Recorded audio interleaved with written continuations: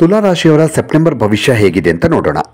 September ಮಾಸಿಕ ಜಾತಕ 2025 ಪ್ರಕಾರ ತುಲಾ ರಾಶಿ ಅಡಿಯಲ್ಲಿ ಜನಿಸಿದಂತಹ ವ್ಯಕ್ತಿಗಳು ಈ ತಿಂಗಳಲ್ಲಿ ಮಧ್ಯಮ ಫಲಿತಾಂಶವನ್ನು ಅನುಭವಿಸುವ ಸಾಧ್ಯತೆ ಇದೆ. ಆರ್ಥಿಕವಾಗಿ ತಿಂಗಳ ಮೊದಲು ಅನುಕೂಲಕರವಾಗಿರುತ್ತೆ, ಅಂದರೆ ತಿಂಗಳ ಮೊದಲಾರ್ಧದಲ್ಲಿ, ಅಂದರೆ ತಿಂಗಳು ಶುರುವಾಗುವಾಗ ಚೆನ್ನಾಗಿರುತ್ತೆ. ವೆಚ್ಚಗಳು ಸ್ವಲ್ಪ ಹೋಗ್ತಾ ಇರುತ್ತೆ, ಹಾಗೆ ಖರ್ಚಾಗ್ತಾ ಇರುತ್ತೆ, ಅಂದರೆ ಖರ್ಚುಗಳು ಆಗ್ತಾ ಇರುತ್ತೆ. ನಿಮ್ಮ ಆದಾಯ ಬಹಳ ಚೆನ್ನಾಗಿರುತ್ತೆ, ಖರ್ಚಾದರೂ ಕೂಡ ಆದಾಯನೂ ಹಾಗೆ ಬರ್ತಾ ಇರುತ್ತೆ, ಅಂದರೆ ಅಲ್ಲಿಗೆ ಸರಿಸಮ ಆಗಿರುತ್ತೆ. ಆದರೂ ಕೂಡ ತಿಂಗಳ ಉತ್ತರಾರ್ಧದಲ್ಲಿ ಖರ್ಚುಗಳು ಸ್ವಲ್ಪ ಹೆಚ್ಚಾಗ್ತಾ ಹೋಗುತ್ತೆ. ಗಮನಾರ್ಹವಾದಂಥ ಆರ್ಥಿಕ ತೊಂದರೆಗಳು ಉಂಟಾಗೋದಕ್ಕೆ ಶುರುವಾಗುತ್ತೆ. ಅಂದರೆ ಖರ್ಚು ಮತ್ತು ಆದಾಯ ಒಂದೇ ಇರುತ್ತೆ, ಸ್ಟಾರ್ಟಿಂಗಲ್ಲಿ ಹೋಗ್ತಾ ಹೋಗ್ತಾ ಖರ್ಚು ಜಾಸ್ತಿ ಆಗುತ್ತೆ. ಸ್ವಲ್ಪ ಹಣಕಾಸಿನ ಸಮಸ್ಯೆಯನ್ನು ನೀವು ಎದುರು ನೋಡ್ತೀರಿ, ಅಂದರೆ ಕಾಣ್ತೀರಿ. ಆರ್ಥಿಕವಾಗಿ ಯಾವುದೇ ದೊಡ್ಡ ಅಪಾಯ ತೆಗೆದುಕೊಳ್ಳೋದಕ್ಕೆ ಹೋಗಬೇಡಿ, ಅಂದರೆ ದೊಡ್ಡ ದೊಡ್ಡ ಅಮೌಂಟ್ನ ಅಥವಾ ಎಲ್ಲಾದರೂ ಹೂಡಿಕೆ ಮಾಡುವಂಥದ್ದಕ್ಕೆ ಹೋಗೋದು ಬೇಡ ಈ ಸ್ಟಾರ್ಟಿಂಗಲ್ಲಿ ಆರ್ಥಿಕಲ್ಲಿ.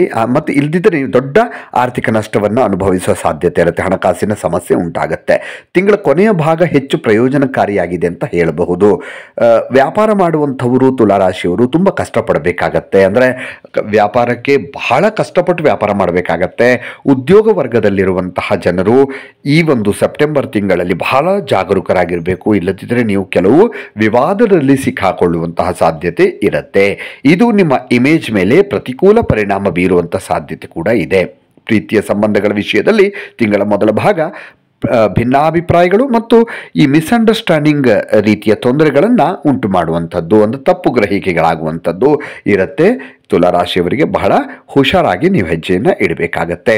ನಿಮ್ಮ ಸಂಬಂಧಗಳ ಬಗ್ಗೆ ಹೆಚ್ಚು, ಅಂದರೆ ಸಂಬಂಧದಲ್ಲಿ ಹೆಚ್ಚು ಗಮನವನ್ನು ಹರಿಸಬೇಕಾಗತ್ತೆ, ಮತ್ತು ಅದನ್ನು ನೀವು ಪೋಷಿಸೋದಕ್ಕೆ ಹೆಚ್ಚುವರಿ ಪ್ರಯತ್ನವನ್ನು ಮಾಡಬೇಕಂದ್ರೆ ಸಂಬಂಧಕ್ಕೆ ಹೆಚ್ಚಿನ ಗಮನವನ್ನು ಹರಿಸಬೇಕಾಗತ್ತೆ.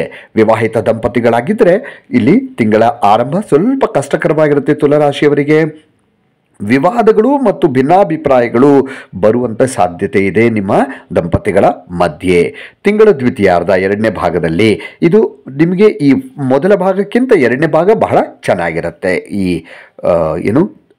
ಸಾಂಸಾರಿಕ ವಿಚಾರದಲ್ಲಿ ಅಥವಾ ಕುಟುಂಬದ ವಿಚಾರದಲ್ಲಿ ಬಹಳ ಚೆನ್ನಾಗಿರುತ್ತೆ ತಿಂಗಳ ದ್ವಿತೀಯಾರ್ಧ.